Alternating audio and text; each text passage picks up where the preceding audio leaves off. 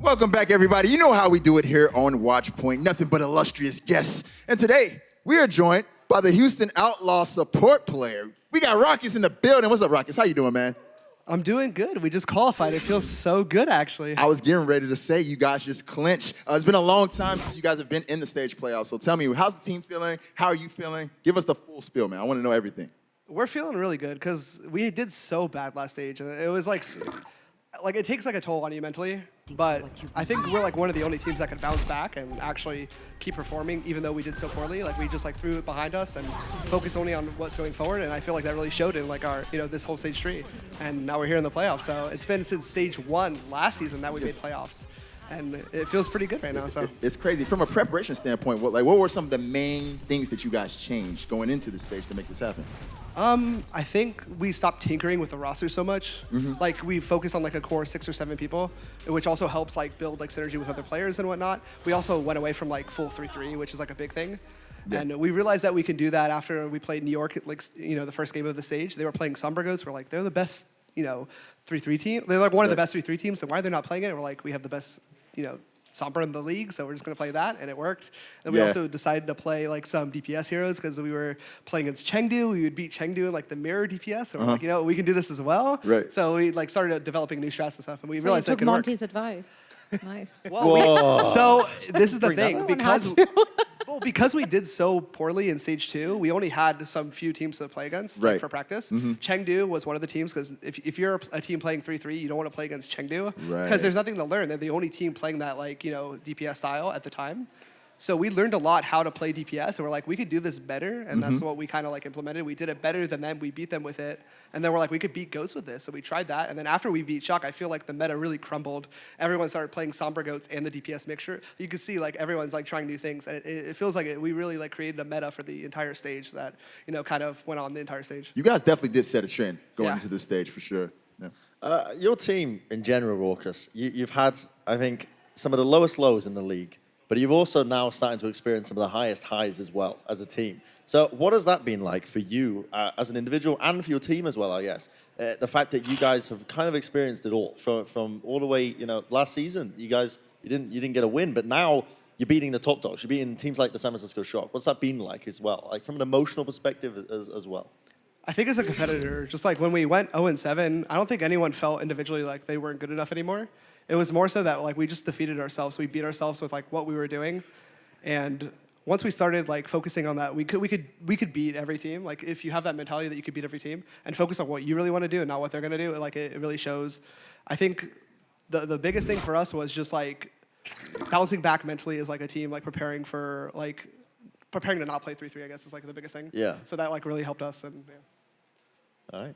What you over this course of your career? Before playing in the Overwatch League and now having played for 2 seasons almost, you've played with a number of players on your roster for a long time. Jake and Coolmat particularly, you've been playing with for forever, it seems like. Has that really helped to develop that synergy, the time that you've spent together? Oh yeah, like definitely playing with Jake and Coolmat going back all the way to the 2017 World Cup is like I've built so much synergy with them as players. I kind of know what they want to do already. Like you kind of just feel it as you're playing. You don't really have to communicate because you kind of like understand if they're doing this like certain thing that you kind of get that feel for it. I think that it actually has really helped us like develop as like a team in that retrospect, and it's why we're like so like we're like one of the most professional teams I would say because like we have a core of veterans and like that's why I think that we're like one of the only few teams that can bounce back instantly from an 0-7 stage without making major changes. Like the Valiant did it, but they made 3 changes. And for us to do it is just because like we really trust in each other, and that's like a big thing showing. Is there such a thing as being too much teammates? I know a lot of teams are living in team houses, so they're there for the scrims, they're there to live together. You guys, I think, have apartments, so you get a little bit away from each other. How much time do you actually spend with the team versus without the team, and is that helpful to you guys? I think I spent a good 8 hours a day because it's just like we go to the practice facility, we practice, and then we review and whatnot. But everyone has, like, we're one of the oldest teams, so it's good to have our own personal space because we all have, like, spouses or animals and, like, pets and stuff. It's really hard to balance that in a team house. Plus, like, if you're working with someone all day, you don't really want to see them all day, every day. It's better to have, like, your own personal space, and I think that really benefits us a lot. All right. Very cool. Yeah, having that space, I would imagine, pays dividends. Have you ever considered hot tub sessions? I hear they work wonders. I've been speaking to Team UK, and they say the chemistry they've gained from the hot tub sessions is immense. I remember in the 2017 World Cup. I don't know if you can you tell this story? I remember the 2017 World Cup, it was like all the UK guys in the hot tub, and then all of a sudden just Jake is just in the hot tub with them, just chilling. And I was like, all right. That's a very Jake story, honestly. Yeah, right. I can see him doing that. Oh my goodness. All right, well, Rawkus, the Houston Outlaws have definitely set a trend so far in this stage, and you've been setting a little bit of a trend on Instagram. We kind of went through your Instagram pictures, and we noticed a little bit of consistency. You're a consistent support player, but you're also consistent with your posing on Instagram. Check this out, bro. Like, tell us what goes into this, man. Like, I swear I don't know why this happens. Like, it's actually so. What, like your body becomes possessed? It's just like every photo I've taken, I've always done that. It just looks like you're thinking about a lot of things. Yeah, you're Like incredibly it. pensive. is that the Actually, okay, so I actually have a real reason for this. So when a couple years ago, I used to weigh a lot more, so it would cover my chin.